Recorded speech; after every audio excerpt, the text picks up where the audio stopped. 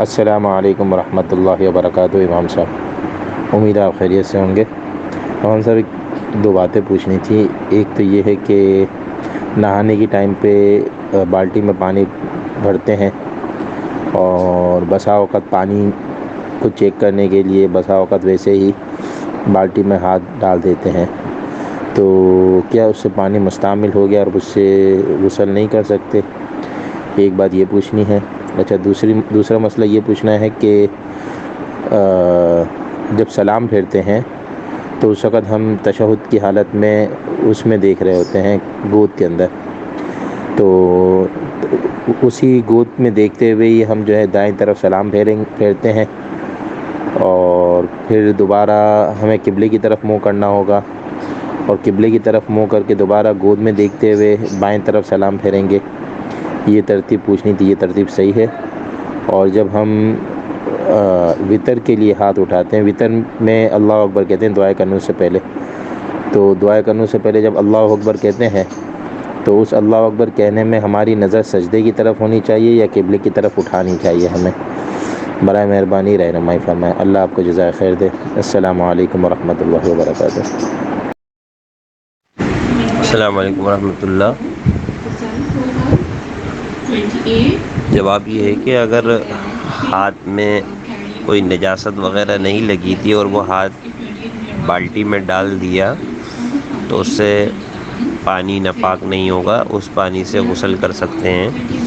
البتہ یہ کام کرنا چاہیے کہ پہلے ہاتھ دھوئے پھر بالٹی میں ہاتھ ڈالنا چاہیے، لیکن اگر ہاتھ ڈال دیا اور ہاتھ پہ نجاست نہیں لگی تھی تو وہ پانی ناپاک نہیں ہوگا، اس سے غسل کر سکتے ہیں۔ باقی یہ کہ سلام پھیرتے وقت آدمی اپنا چہرہ جب دائیں طرف پھیرے گا تو واپس لا کر اس کو گود میں نہ دیکھے بلکہ چہرے کو قبل رخی رکھے اور پھر دوسرا سلام پھیرے۔ اور اسی طرح سے جب وطر میں آدمی جب اللہ اکبر کہہ کے ہاتھ کانوں تک اٹھائے تو جس حالت پر اس کا چہرہ ہے اسی حالت پر رہنے دے، یعنی کہ قبلہ رخی آدمی کا چہرہ ہوتا ہے۔ مطلب یہ ہوتا ہے کہ ایک گردن جھکانا نہیں ہوتا، بلکہ یہ کہ گردن سیدھی ہوتی ہے اور نظریں جو ہیں وہ سجدے کی طرف ہوتی ہیں۔ دونوں باتوں میں ذرا فرق ہے۔